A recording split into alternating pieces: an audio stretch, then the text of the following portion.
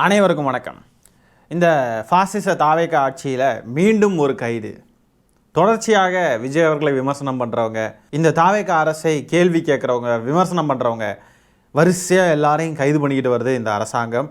அந்த வகையில் இப்போது திமுகவுடைய எம்எல்ஏ, விளாத்திக்குளம் எம்எல்ஏ மார்க்கண்டேயன் அவர்களை கைது பண்ணியிருக்கு இந்த பாசிச தாவேக அரசு. அவர் என்ன பேசியிருக்கார் அப்படின்னு பார்த்தீங்கன்னா, விஜய் அவர்கள் பேசினதுக்கான ரிப்ளை தான் அவர் கொடுத்துருக்கார். விஜய் அவர்கள் சமீபத்தில் பஸ்ஸுக்கு மேலே ஏறி நின்று பேசுகிறப்போ ஒன்று சொன்னார். இந்த மாதிரி சட்டமன்றத்துக்குள்ளே இருந்து எல்லாரும் வெளியே ஓடி போயிடுறாங்க திமுககாரங்க, இனிமேல் என்ன பண்ணணும்னா சட்டமன்றத்துடைய கதவுகளையெல்லாம் இழுத்து மூடணும் அப்படின்ற மாதிரி சொன்னார். அதோடைய அர்த்தம் என்னன்றது நம்ம எல்லாருக்குமே தெரியும். சினிமா பாணியில் சொல்கிறாரு.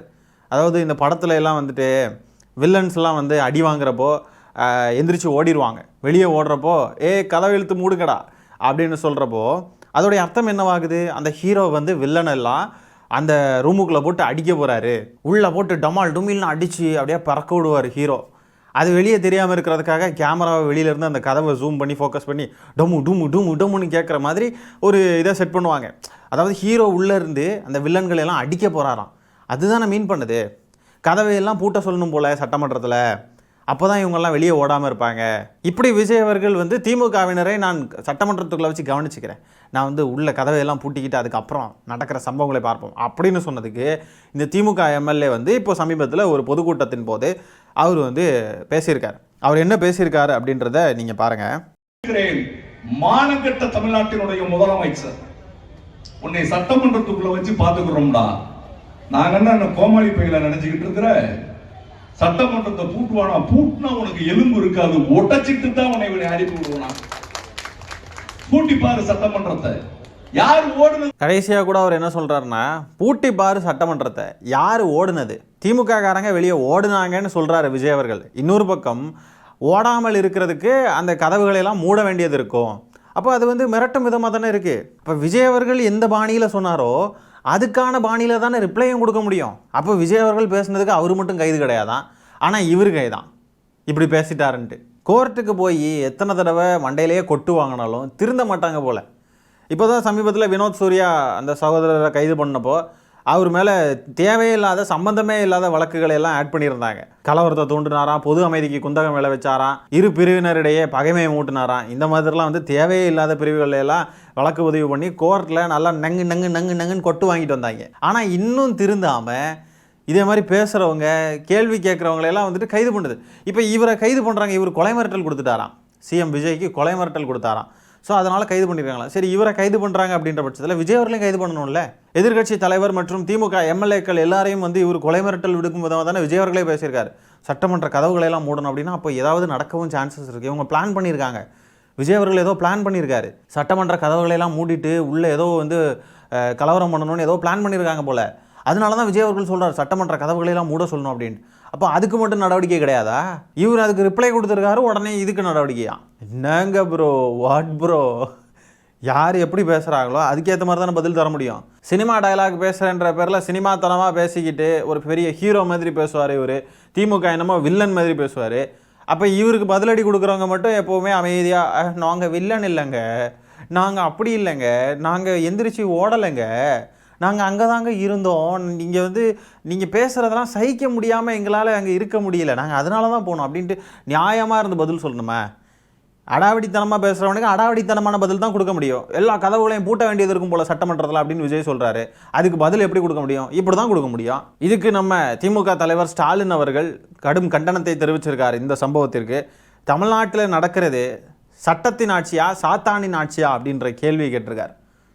சாத்தான் ஆட்சி, சாத்தான் விஜய்.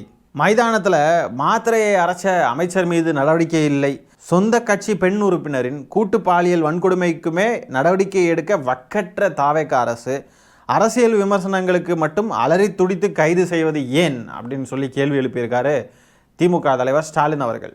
சட்டப்படியும் மனசாட்சிப்படியும் செயல்படுங்கள், இல்லாவிட்டால் தேர் வில் பி கான்சிக்வன்சஸ் அப்படின்னு சொல்லி பதிவு போட்டிருக்காரு.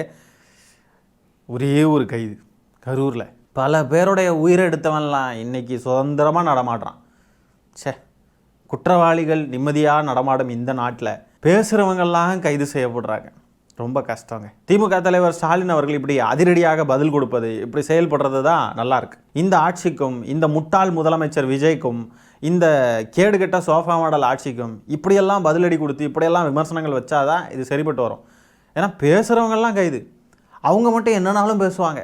தாவேக்கா வெர்ச்சுவல் வாரியர்ஸ் என்னென்ன கேடுகட்டத்தனமாக எவ்வளோ அப்யூசிவாக எவ்வளோ மோசமாலாம் பேசுகிறாங்க. அவனுங்களெல்லாம் எவனும் கைது பண்ணல, இது வரைக்கும் ஒருத்தன் கூட கைதாகலை. ஆனால் விஜய் அவர்களை நோக்கி கேள்வி கேட்டுட்டா கைது. அந்த வினோத் சூர்யான்ற சகோதரர் அவர் ஒன்றுமே பேசலை. தாவேக்கா ஆட்சியில் நடந்தால் தவறான், திமுக ஆட்சியில் நடந்தால் மட்டும் இதுக்கு பேர் ஊழலாம் அப்படின்னு சொல்லிட்டு ஒரு கேள்வி கேட்டுட்டாராம். உடனே அவரை கைது பண்ணி ஜெயிலுக்குள்ளே வச்சுருக்காங்க. அதுக்கு அவங்க போட்டிருக்க செக்ஷன்ஸை பார்க்கணும். ஐயோ, நான் சொன்ன நேரமே சொன்னேன் இல்லை, எப்படிப்பட்ட ஒரு அராஜகமான ஒரு ஆட்சி நடந்துக்கிட்டு இருக்கு பாருங்க. இந்த எம்எல்ஏ மார்க்கண்டேயன் அவர்கள் மன்னிப்பு கேட்கணுமா? தாவேக்காரனுங்க டிமாண்ட் பண்ணுறாங்க, மன்னிப்பு கேட்கணும். நாங்கள் என்ன அந்த சீன்லாம் இங்கே நடக்காது பாஸு. இந்த மாதிரி தான் ஜெயலலிதா அம்மையாரும் ஆணவத்தில் ஆடிக்கிட்டு இருந்தாங்க. அந்த ஆணவமெல்லாம் ஒரு கட்டத்தில் அடங்கி போச்சு, நம்ம எல்லாரும் பார்த்துருப்போம். அதை விட பயங்கரமான ஆணவத்தில் ஆடிக்கிட்டு இருக்காரு விஜய் அவர்கள். இவருடைய ஆணவமும் விரைவில் அடங்கும். இன்னைக்கு தாவேக்கா காரணங்கள்லாம் கொலை மிரட்டல் விட்டுட்டார், இந்த எம்எல்ஏ கொலை மிரட்டல் விட்டுட்டார் அப்படின்ட்டு பொங்குறானுங்க. இதே தாவேக்கா திமுக ஆட்சியில் இருக்கும் பொழுது ஆதவர்ஜுனான்னு ஒருத்தர் இருந்தார். அவர் என்னெல்லாம் பேசினார். அன்றைய முதலமைச்சராக ஸ்டாலின் அவர்கள் இருந்த பொழுது 5000 மாணவர்களை உங்கள் வீட்டுக்கு அனுப்புவோம், என்ன நடக்குதுன்னு பார்ப்பீங்க, புரட்சி வெடிக்கும், இங்கே இதெல்லாம் நடக்கும், அங்கே என்ன பண்ணுவோன்னே தெரியாது, 6 மாதத்தில் யார் ரவுடி யாருன்னு பார்ப்பீங்க, இப்படின்லாம் பேசினாரா இல்லையா? அப்போல்லாம் வாய்க்குள்ளே கொழுக்கட்டை இடம் வச்சுருந்தீங்க தாவே காணில்ஸ், அப்போல்லாம் வாய்க்குள்ளே கொழுக்கட்டை வச்சுருந்தீங்களா? அதெல்லாம் உங்களுக்கு கொலை மிரட்டல் மாதிரி தெரியலையா? ஆஸ்திரேலியாவிலேருந்து ஒரு தாவேக்காவை சேர்ந்த ஒரு பரதேசி ஒன்று கிடந்து கத்திக்கிட்டே கிடக்குமே, எந்நேரமும் ஸ்டாலின் அவர்களையும் உதயநிதி ஸ்டாலின் அவர்களையும் எதையாவது சொல்லிக்கிட்டு JK40 என்ன ஏதோ ஒரு கர்மம் பிடிச்சது, அந்த கர்மம் பிடிச்சது கிடந்து எந்நேரமும் குலைச்சிக்கிட்டே கிடக்குமே. அந்த கர்மம் பிடிச்சவன் போடக்கூடிய போஸ்டெல்லாம் தாவேக்காவுடைய அதிகாரப்பூர்வமான பொறுப்புகளில் இருக்கக்கூடிய நபர்கள், இந்த பாம்குமார் இவனுங்கெல்லாம் வந்துட்டு அதை கொலாபரேட் பண்ணி போஸ்ட் போடுறானுங்க, ஒன்றா சேர்ந்து போஸ்ட் போடுறானுங்க. தாவேக்கா கட்சிக்காரனுங்க பொறுப்பில் இருக்கிறவனுங்க, இந்த பாம்குமார் போன்ற நபர்கள், அப்புறம் தாவேக்காவில் முக்கியமான பொறுப்பில் இருந்த ஆதவர்ஜுனா அவர்கள், இவங்க எல்லாரும் அந்த நேரங்களில் முதலமைச்சருக்கு வந்து கொலை மிரட்டல் விடுக்கும் விதமான பதிவுகளை எல்லாம் போட்டாங்க. திமுக தலைவர் ஸ்டாலின் அவர்களுடைய வீட்டுக்கு 5000 மாணவர்கள் அனுப்புவோம், நாங்கள்லாம் ரவுடி தெரியுமா அப்படின்ற மாதிரிலாம் ஆதவர்ஜுனா பேசினார். இந்த மாதிரிலாம் பேசினப்போ நீங்கள் எல்லாம் எங்கடா போயிருந்தீங்க? அதெல்லாம் உங்களுக்கு கொலை மிரட்டலாகவே தெரியலையா? அதெல்லாம் உங்களுக்கு கொலை மிரட்டலாக தெரியல அப்படின்னா இதுவும் அஃப்கோர்ஸ் கொலை மிரட்டல் கிடையாது. இது வந்து ஒரு ரிப்ளை, அவ்வளோதான். ரிப்ளை. விஜய் அவர்களே அப்படி தான் பேசியிருக்காரு. அப்போ விஜய் அவர்கள் பேசுனதுக்கு பேர் கொலை மிரட்டல் இல்லையா? விஜய் அவர்கள் தான் முதல்ல கொலை மிரட்டல் கொடுத்துருக்காரு, சட்டமன்றத்துடைய கதவுகளெல்லாம் மூடுவோம் அப்படின்ட்டு. அதுக்கு பேர் கொலை மிரட்டல் இல்லையா? அந்த மாதிரி பேசக்கூடிய ஒரு நபருக்கு அதுக்கேற்ற மாதிரி தான் பதில் கொடுக்க முடியும். கதவையெல்லாம் முடிவியா நீ, முடிதான் பாரு அப்படின்ற மாதிரி தானே பேச முடியும். அவ்வளோதான் பேசியிருக்காரு இவர், வேறு எதுவும் தவறாக எதுவும் பேசலை. இது கொலை மிரட்டல்லாம் கிடையாது. கொலை மிரட்டல்னு பார்த்தா விஜய் அவர்கள் தான் கொலை மிரட்டல் எடுத்திருக்கார். திமுக ஆட்சியில் இருந்த பொழுது தாவேக்காவை சேர்ந்தவர்கள் தான் கொலை மிரட்டல் எடுத்திருக்காங்க. அதெல்லாம் கொலை மிரட்டல் இல்லை அப்படின்னா இதுவும் கொலை மிரட்டல் கிடையாதுடா தற்குறி அனில்ஸ். இதுக்கெல்லாம் கைது பண்ணுறாங்க இந்த ஆட்சியில். ஆனால் திமுக ஆட்சியில் இருந்தப்போ எந்தெந்த நாயெல்லாம் கண்ட நாயெல்லாம் என்னெல்லாம் பேசிக்கிட்டு இருந்துச்சு, அந்த நாய்களெல்லாம் அப்போவே அரெஸ்ட் பண்ணியிருந்துருக்கலாம்.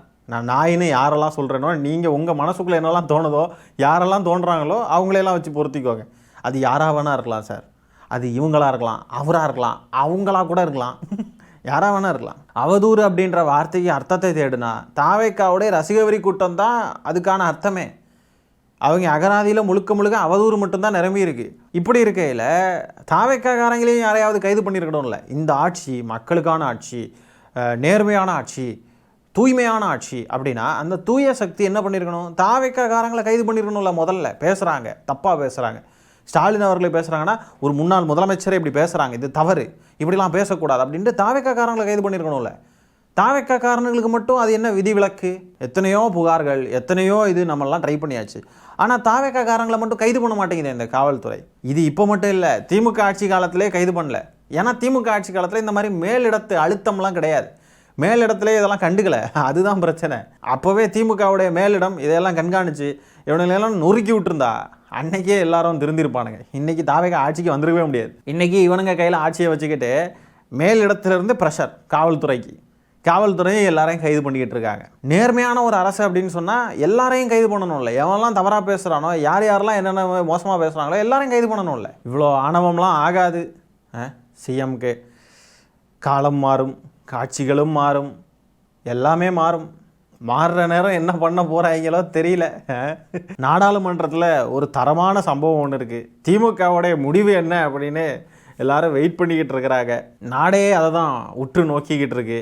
ஆகவே அதெல்லாம் என்னன்றதை அடுத்த காணொலியில் பேசுவோம். இந்த காணொலியில் நம்ம பேசுகிற விஷயங்களை பற்றி நீங்கள் என்ன நினைக்கிறீங்கன்ற உங்களுடைய கருத்துக்களை கமெண்ட்ஸில் பதிவு பண்ணுங்கள். இந்த காணொலியை நான் இத்துடன் நிறைவு செய்து கொள்கிறேன். நன்றி, வணக்கம்.